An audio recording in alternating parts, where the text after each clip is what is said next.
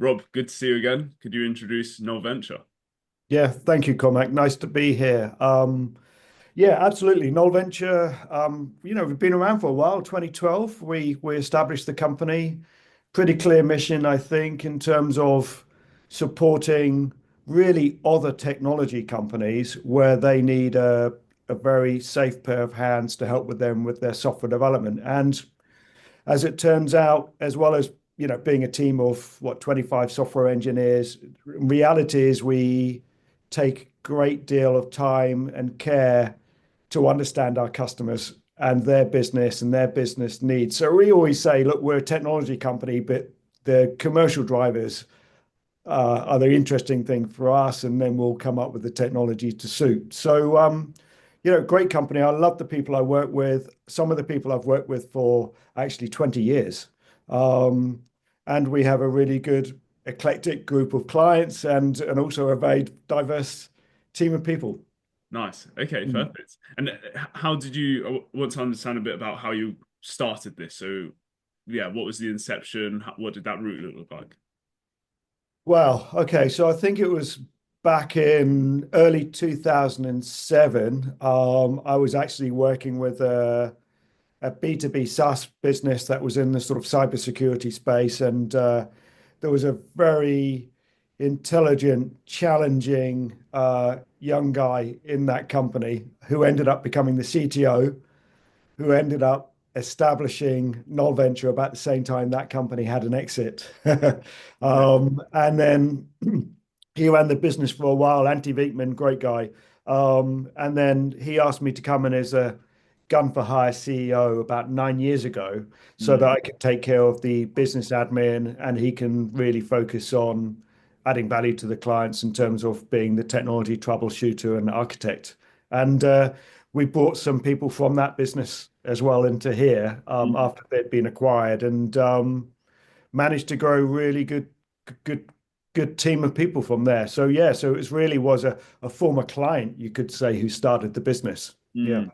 Mm. Okay. So it was quite organic. It wasn't necessarily like a high growth engine at the start to shoot up. It was more organic, Yeah. would you say? That's a good statement. I mean, when I joined, I think I was the eighth or ninth person into the company.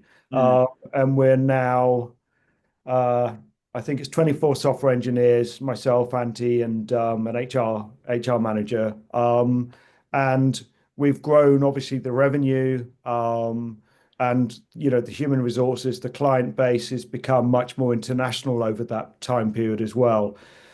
But 8, 9 years ago, we talked about plans like, do we want to be 250 people in the mm, business, or do we want to be a little bit more organic in our growth? So we've never taken external investment money, for example, and our growth is probably a little bit more complicated than just thinking about revenue or number of people, because also on our balance sheet, we're a bit of a venture builder. So we also have some equity in some of our clients. mm.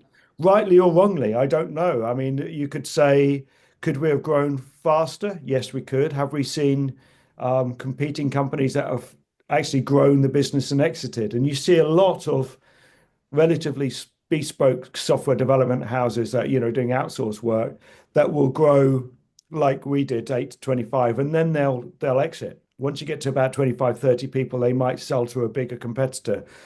And I think this really comes down to what is the motivation of Antti, who started the business, and how can I help execute against his motivation? And it was really about being, first and foremost, a good employer and Mm. someone who was adding value to the area that we live and the company and the customers that we have. And so, rightly or wrongly, I think we we are now seen as a very good employer. We attract really good and retain really good talent. Mm. But commercially, sure, we could have done it very differently. Yeah. Yeah, Yeah. Yeah. definitely. And Mm. from the previous conversation and just having a look online, it looks like you very much are working with.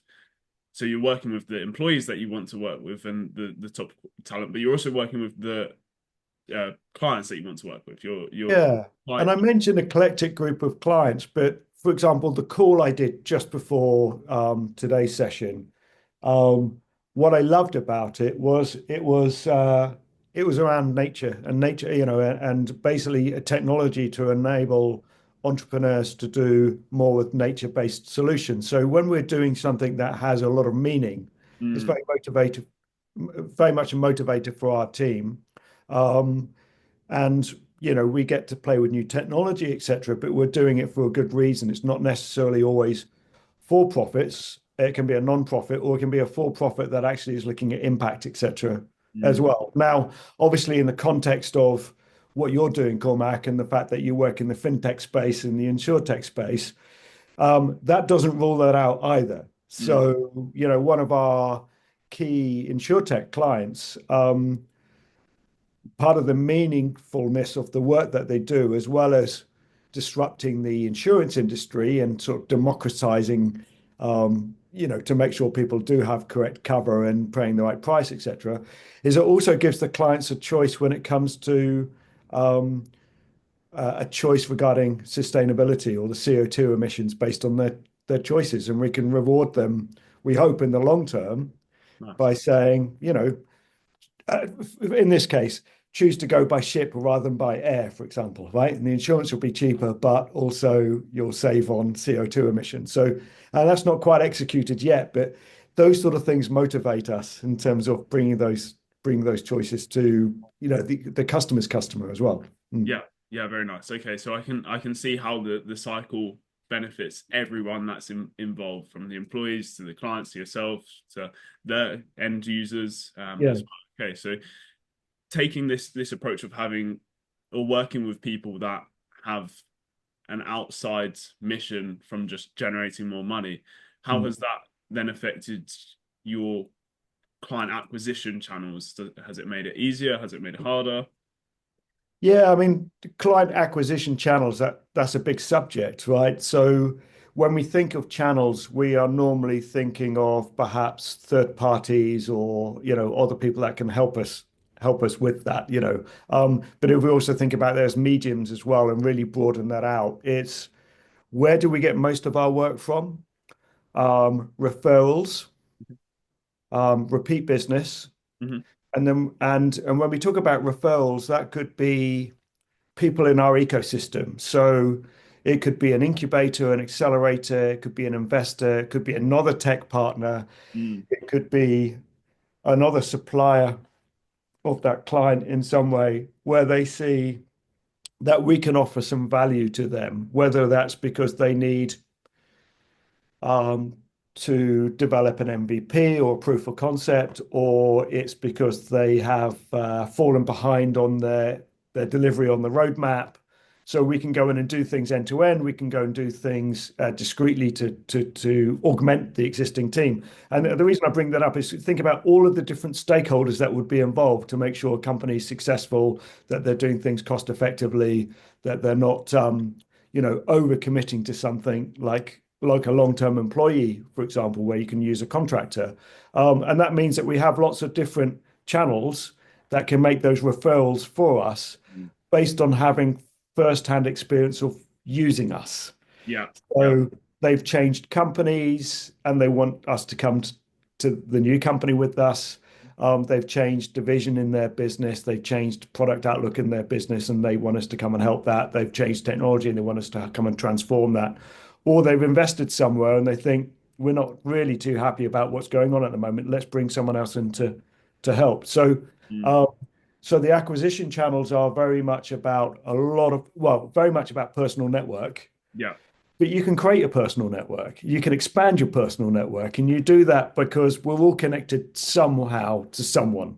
Hmm. So nowadays, there's no such thing as a cold call, right? Because you'll see, oh, Fred knows John, right? I'm going to get John to introduce me to Fred because between the three of us, we've actually crossed over on projects before. And so Yeah. building trust, building relationships, is important. Sorry, my light just went out. Yeah.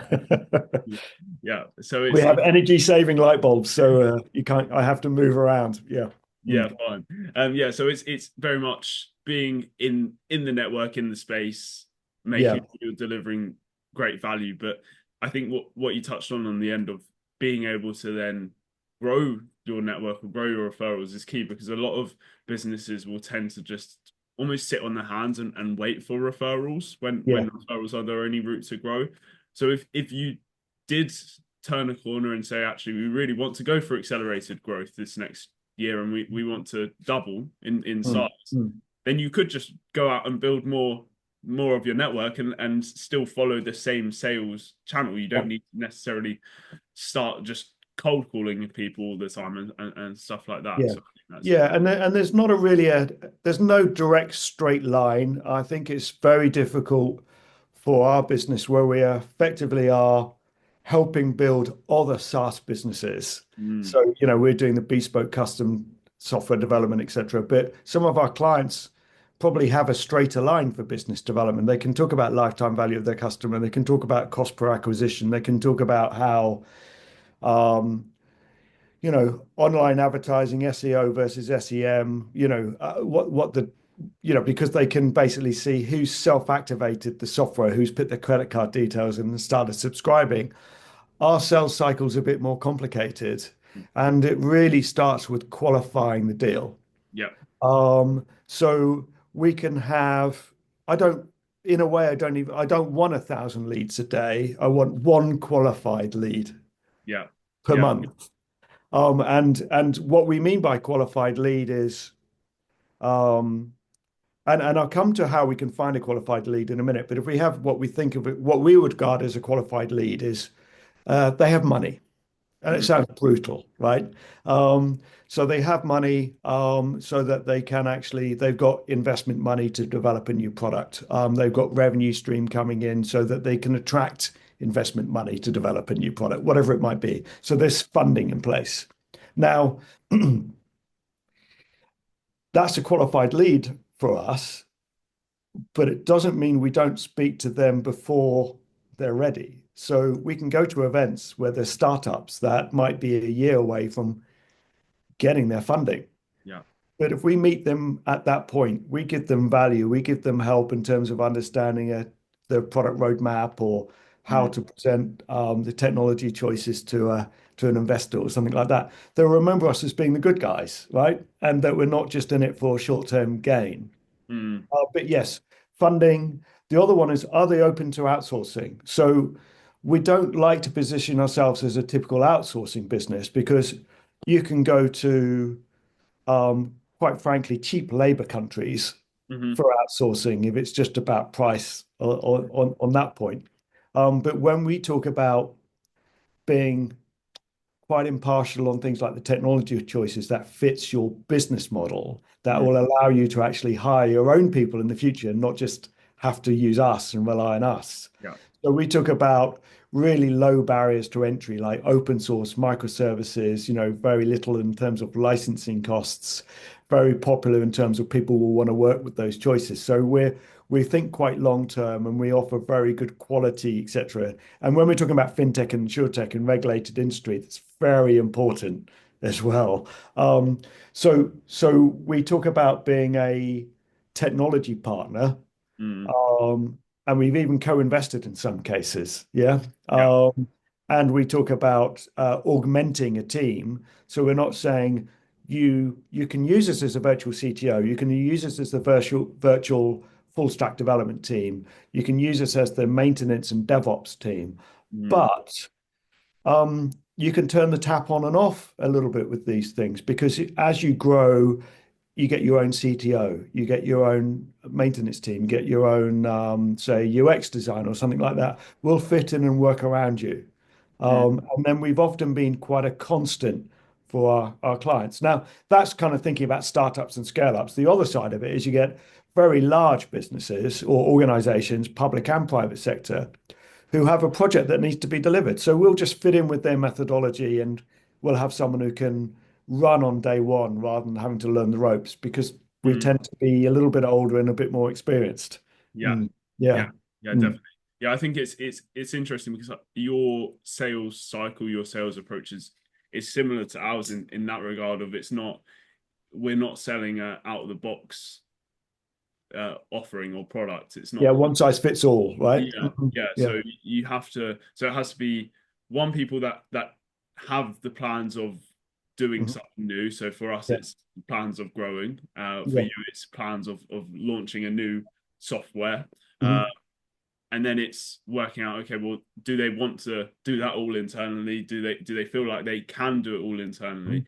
And then identifying them in a cold market is a lot harder, because you can't just go out to the people and say, "Oh, do you have any software project plans Yeah. across next year?" Because it's people tend to, like you said, go to their network first if they are going to do something like that. Or if we went out to people and just said, Mhm. "Do you want more sales?" Well, everyone kind of wants more sales, but it's Yeah. it's it's finding the right way of, or the right people that you can help, and Mhm. it's in line with like your company ethos and what you're trying to do Yeah. as well. So And what's the outcome, right? So, if you and I are selling our services to someone, okay, say, okay, fine, it's a consultative sell, but that normally means sometimes you think of consultative sell as enterprise software from yesteryear, where they would think about how much you can afford and then yeah, sell you as many things off the product list as possible, right?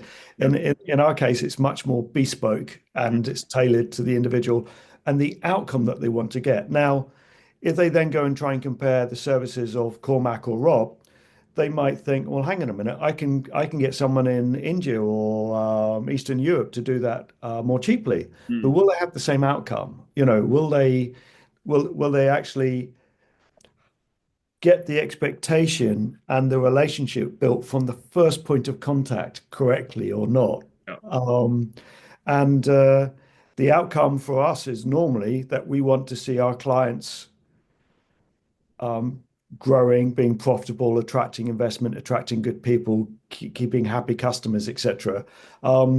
And how's their bottom line affected by having the best high quality software and a solution that everybody wants to stick to? And does it matter what our hourly rate was? mm, Um, and the other one is if you look at the total cost of ownership as such, yeah, um, what is our output rate per hour compared to, say, a larger offshore team? mm, yeah, Yeah. yeah, And I'm sure it's the same for you. So if we're using your services to qualify leads and get, good long-term customers, mm, we're interested in um, is the customer going to be happy paying our bills on time, understanding our rates and seeing the value in it, and everybody's mutually benefiting from it, yeah, or are you're there for 3 months and then you're kicked out and they don't pay the last bill. I mean, that yeah, doesn't suit anybody, right? yeah, Yeah. yeah. Yeah. And Mm. it's that, and also, like you said earlier, not building in that reliance on you, because Mm. you're not doing it for the quick cash. It's Yeah. that relationship that you're building. You're supporting them through this part of the journey, and then they can take it in house, and then they will more likely come back to you in the future to use you again. Yeah, exactly. And so we start with small projects sometimes, right? So Mm, I mean that's also interesting. As a lot of our, I would say, our larger competitors, so other let's call it Western Europe, software yeah, development houses, they might have, like say 1,000 developers on their books or something. They tend not to want to do a project for less than 100,000. okay, So even though it's quite a small project, I had a case a couple of days ago. Someone said they estimated maybe it was a 40,000 to do this first MVP. mm, Got quoted 120,000, and they said, "Why do you think they quoted us 120,000?" It's because they don't want to do a small project, so they'll price it accordingly. yeah, Now, they could probably, given the world and we work in, you could easily scope it up to 120,000 piece yeah, of work, but that's not what they had the money for. Again, yeah, it's understanding where they are in their cycle. mm. It's quite important. Yeah. Yeah, definitely. And I think so. I've seen that a few times as well, of having to be flexible, or taking a commercial approach to working with customers in the offset. And it's not even necessarily just the smaller businesses that don't have the budget for Yep. working with you. So in that example that you just gave, where they didn't have the budget for 120,000, I don't know, but they could be a massive business with massive potential. Um, Yep. but because they, Exactly. They might want to spend 1 million with you next year and they yeah, just want to exactly. try you out. Yeah, So we're really happy to, as you say, be very flexible, be very agile with these things. Now, the flip side is, because we've been doing this for a long time, right? The flip side is you're really flexible. You've got a certain sector of clients that you get on with really well. You can communicate very clearly. There's very clear requirements. Um, you can deal with the good and the bad and the ugly really well and always come out with a good outcome. But then there will be some companies who perhaps um, the product wasn't fit for purpose. Well, that's wrong. Not fit for purpose. It might be the product marketing fit they thought they had isn't right. They've got to pivot the business. They've got to reposition, and so we've had to also be very flexible in those situations as well. Yeah. And sometimes it works out. Sometimes it doesn't. Mm. And one thing when you're a smaller supplier and you're quite close to your customers, you have to let go at some point as well. And we've been terrible at just continuing to help and help and help and help. Mm. And there has to be a time when you might say, sorry, you've got to rethink about what you want to be doing with this because we only have so many resources as well. Yeah. Yeah. And this is something that, for example, large accountancy firms do. They'll categorize their customers as the ones which is, especially as so many of them gone over to things like fixed fees and retainers. So they'll have customers, they say, they always get us their receipts on time and they use all the software we give them to make it easy. And we always get the VAT done on time and the auditor is always happy with everything and they always pay us on time and everybody's happy. It's all clean. Mm. Then we've got clients who are on the phone every day asking the same question that we've given an answer to 10 times. And they're on the lowest tariff. Yeah. And so at the end of the year, they often think, who do we want to keep and who do we want to get rid of? Mm. And I think this is where we can work with your organization also to think about, well, what are the type of segments of clients that we want to have? What's the relationship we want to have? And maybe we need to it sounds really dramatic, sounds horrible to say. We might need to have a bit of a purge. Yeah. But in the meantime, we still need to have income coming in. So this is where, even if we're busy, you need a pipeline of leads. Mm. Yeah. Yeah. So you can say, actually, we'd like to push this resource over here. Yeah. We'll be able to charge them our ongoing rate, not our mate rates, that sort of thing. Yeah. Yeah. Yeah. And I do see that with the wanting, it's the wanting to always have the success story or make it work, right? It's you start working with someone and for whatever reason it's not going as expected. Could be external factors, it could be internal factors because not everything's always perfect. But I think I've definitely fell victim to holding on to things a bit too long in the past and trying to find the way of working. But yeah, like you said, if you that probably in the infancy of the business was because we didn't have the pipeline.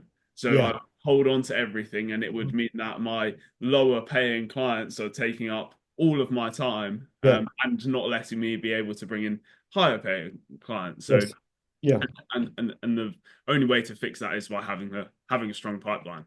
Yeah, absolutely. Yeah, and so you can't get complacent about that. Yeah. And maybe we can go back a little bit as well for you asking about the channels and things, because as I said, you can, we rely a lot on personal networks, but you can expand your personal network all the time. And I think what's really important is the term social capital, right? So it means that if you're on an event and there's a speaker and you think, wow, I think we could really help that company. We're into that sector, we're into that technology. Now, if your friend is the other speaker at that event, you ask them for the introduction and they give a warm introduction and say, this firm's been great for us. You should talk to them. So so your social capital is really important. And then, but you've still got to be in it to win it. So you've still got to go to those events. You've still got to be doing thought leaderships. You've still got to be doing, dare I say it, maybe a bit of pro bono consulting, some podcasts on the line and stuff like that, right? And then that keeps you amongst people. It keeps yourself current as well because you're listening to other opinions. But then you are leveraging, what we think of as referrals, but it's not, as you said, it's not a passive thing. It's an active thing. So you're even saying to people, hey, look, we've got the capacity for more projects. We're busy, but we'd like to have some new projects and we'd like to keep our pipeline going. And then that way you keep your network thinking about you. And then likewise, you say, and what can I do for you? Yeah. Right. So we've got a lot of great scaling businesses that we're working with. I bet a lot of them could benefit, or I know a lot of them would benefit from, having a conversation about, their sales activities, right? Yeah. Yeah. And optimizing their sales processes as Mm, well. Yeah. mm. Mm, Yeah, exactly. Yes. And I think that that comes back to the difference of the tailored approach versus the completely productized approach where it's just, mm. yeah, you buy this CRM and that's it. They Yeah. can afford to go out to the market Mm. old, hammering the Yeah. emails, hammering the LinkedIn, and hammering Yeah. the phone calls. Whereas any business in similar situations to us, where it is finding the opportunity, looking at their dream outcome, then Mhm. you've got to network, you've got to rely on referring people or Mm. growing that more naturally. So, do you think a question on the networking? Do you Mm. think that in person is still much stronger? So, in person events is still much stronger than the spending your time maybe on like social media. Where do you think the balance is? Yeah. Yeah. I mean, if we think about things like social media, I mean, there's an old rule of thumb, which is that, the majority of your content needs to be about adding value to your selected audience. So your target market, what are they interested in? Um, and you should be acting as a thought leader, providing content that is of interest to them in the broadest sense. And only a very small amount should be about promoting your services or being that bold. But it still is a small amount, but it's like an 80-20 rule, right? Yeah. Um, Now, I think it's the same when you have a face-to-face event as well, which is like, how am I offering value to someone now in the conversation we're having that isn't necessarily directly related to me selling my services to them? But it comes back. It allows them perhaps to um, improve their marketing, improve their investor relations, improve their own sales activity, and then it will come back and they can spend that money on producing the next software product with me. Yeah. Yeah, nice. You see what I mean? So it's really is a sort of scratch each other's back approach. So you can do that. You can replicate that a little bit on social media. Um, but really, most businesses, most relationships come down to people. Mm, Yeah. Um, and I think there's only so many comments that you can create on social media compared to actually having a real conversation. yeah, Yeah. And yeah, it can be online, right? It doesn't have to be in person. We've mm, got really used to that since COVID. Yeah. yeah, Mm, yeah, yeah, mm, definitely. And I think that was one of the, like I shared with you, that's one of the ideas behind this is mm. it's well, it's kind of killing two birds with one stone, having a good conversation and then also sharing the social media content. So Yeah. uh, Yep. it's yeah, no, a big believer in that. So Mhm. what does the next year look like then for Novel Venture? We've got some really, really nice clients that we're acting as the technology partner for, and effectively like the in-house technology department who who have the domain knowledge, so they understand their customer base. We're working with companies, for example, that have got technology that span off from universities where we've been able to commercialize that deep IP. Mm, Um, and what that allows us sometimes is through things like the credibility of the universities and some of the larger companies that we're working with who are innovative and have got people connected with large organizations. I think one of the things that we will see, I know one of the things that we will see this year is even as a small business, we'll be doing more and more with larger organizations. yeah. So larger organizations for a long time now have looked at startups and smaller innovative firms. And so we're working with some quite early stage businesses that are actually have got a team with a very good track record and Mm, successes in the past who have built a ecosystem and community between research institutions, universities, and large corporates and other large organizations. And so that's something we're going to see more from Null Venture this year, and I think that's a benefit to everybody. Yeah. Um, I think that there is still good early stage funding for innovative startups. We're working really closely with a startup, a couple of, well, four startup hubs here in Finland. Nice. Yeah, playing a long-term game with them. So we give them a bit of support. We give them quite a lot of coaching and mentoring. And there we'll start to see those mature into scaling businesses. Nice. So yeah, I'm pretty optimistic that we can see a closer bridge between large organizations, small innovative organizations. And, and it sounds a bit cliche, but, everybody's talking about how you can do more with less because of things like AI, but it's true, not all of it's true, but a lot of it is true, right? So I think that's where, being lean and smaller and innovative and fast moving, means that we can play with the big boys and they'll benefit from it. Yeah. Nice. Yeah, I'm looking forward to keeping a tab on, and we'll definitely catch up in a year's time and see how the land has progressed and how Null Ventures expanded. So Yeah. See if I'm smiling or crying in a year's yeah, time. yeah, exactly. Hopefully, my hair's grown back a bit by then. Yes. Yeah.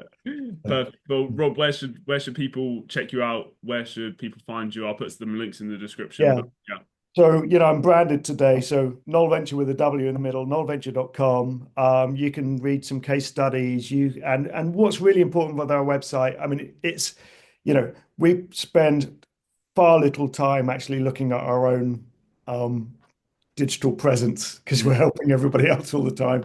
But yeah, if people come to the website, you'll see that it's really about our people. So you can read the bios and the profile of all of our employees, and people can see my mobile number there, my email address, and we're really open to having initial conversations. So what I like doing is booking like 30-minute free consultations, completely confidential.